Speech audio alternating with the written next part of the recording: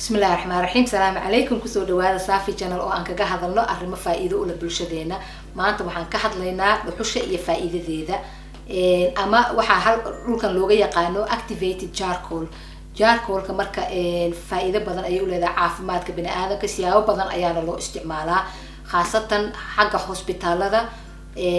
emergency roomska hospitaliska waa lagu isticmaalaa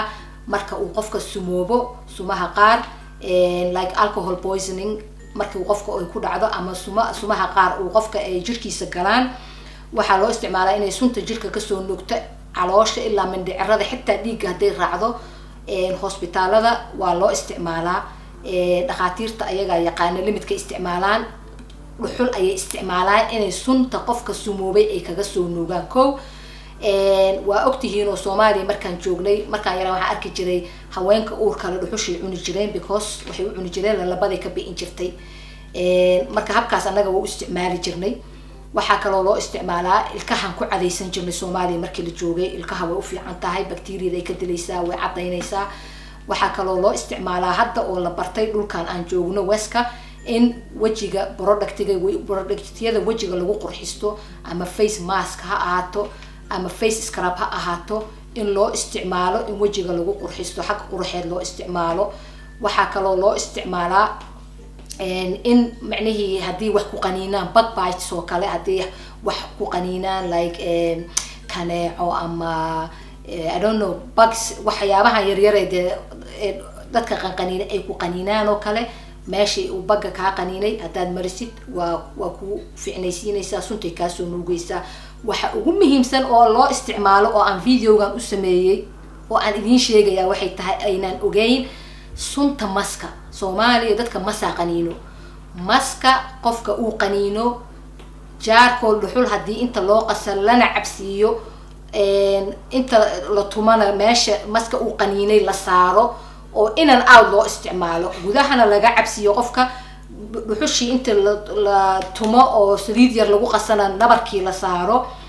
suntii way soo nuugaysaa charcoalka waa wax powerful ah oo sunta jirka ka soo nuugta ilaa dhiigga haday raacdo waa soo nuugaysaa sunta maskana waxa la yiri dhiigay la raacdaaba hore dhiigga ka raacdaa marka sunta maska waa ka daawo charcoal ama dhuxul sunta maska waa ka daawo qofka waana la cabsiinayaa waana la marinayaa okay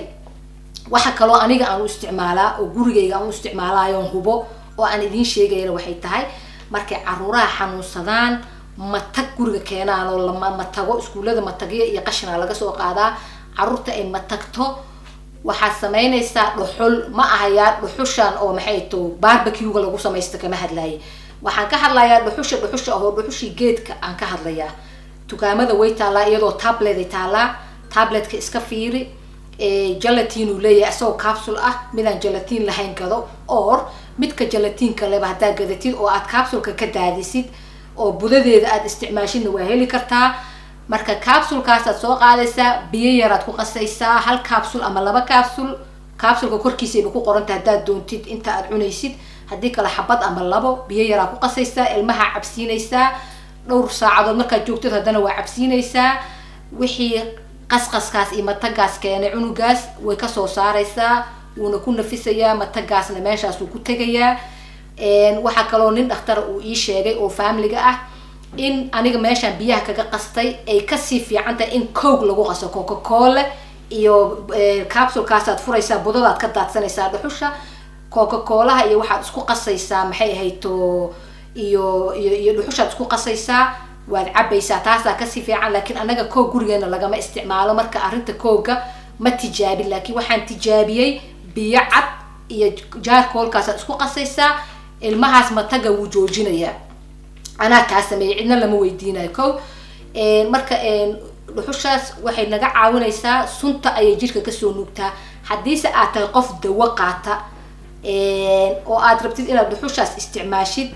dawada markay jirkaaga gasho 2-3 saacadood kadib dhuxusha isticmaal hadii kale dawadii jirka ka soo saaraysaa oo soo nuugaysaa bahashan waxbay soo nuugtaa marka sunta jirka ka soo nuugtaa jirkeenana suna ka buuxdo sunta naga soo raacday maxay ahayd cuntada pesticideska lagu buufiyo cuntada aan cunno suna naga soo raacday biyahan aan cabayno la leeyahay maxay ahayd caagada laga dhaxay hadartadaan iyo chemical ku jirto suna naga soo raacdo pollutionka hawadan aan neefsanayno suna naga soo raacdo guryaha qaar sunay leeyihiin oo moldka toxic mold wax la yiraahdo guryaha moldka ku sameysma madowga ku sameysma markay ventilation fiican waayaan toxic mold la yiraahdo toxic mold kaas oo jirka iyadana problems badan u keento halka aynan ku soo koobi karin ayaa iyadana jirta marka jaarkoolka waa fiican tahay kiniin ma aha aan kugula talinayo inaad daily u qaadatid ma aha vitamin waa wax loogu talagalay waqti gaaban in la isticmaalo marka ciyaalka ka yara qasqasmaan oo ka xanuunsadaan iyo marka aad jirkaaga inaad sifaysid oo aad sunta ka soo saartid aad muddo gaaban isticmaalaysid 2-3 maalmood aad isticmaalaysid dhuxusha aan ka hadlay aan leeyahay hal cunana ma aha dhuxusha dukaamada supermarketyada taale barbecue lagu sameeysto ma aha dhuxusha aan ka hadlayo waa dhuxul food grade ah oo maxay in la cuno loogu talagalay ama capsules ka samaysan ama tablets ka samaysan marka maxay ahayd dhuxusha sida idinku soo sheegay sun badan jirkeena ku jirto ha ahaato sunta naga soo raacday cuntada aan cunno ha ahaato mid naga soo raacday biyaha aan cabno ha ahaato mid naga soo raacday hawada aan neefsano ha ahaato sunta guryaha naga soo raacaysa miday doonto ha ahaatee sun badan ayaa jirka ku jirta marka dhuxusha sumahaas oo dhan jirka ka soo nuugaysa maxay ahayd marka aad dhuxul cunaysidna waa inaad biyo badan ku cabtaa biyo la'aan hadaad ku cabtid waxa laga yaabaa inay cilado ku keento caloosha ku fadhiisiso markaad dhuxusha qaadanaysid 2-3 maalmood aad dhuxusha cunaysid waa inaad biyo badan ku cabtaa maxaa yeelay biyahaasna waxay caawinayaan jidhka sunta ka soo baxaysa inay si degdeg ah u soo baxdo soo flash out garowdo ayay biyahana ka caawinayaan marka ha iloobin marka aad dhuxul qaadanaysid inaad biyo ku cabtid waxaan jeclahay videogan inaad jeclaysateen ama ka faa'iideysateen haddaad jeclaysateen ama ka faa'iideysateen thumbs up and subscription haddaad wax su'aal ama comment qabtaana xagga hoose iigu soo qoro idinkoo mahadsan anoo isku dayi doono inaan idinka soo jawaabo wassalaamu calaykum waraxmatullaahi wabarakaatuh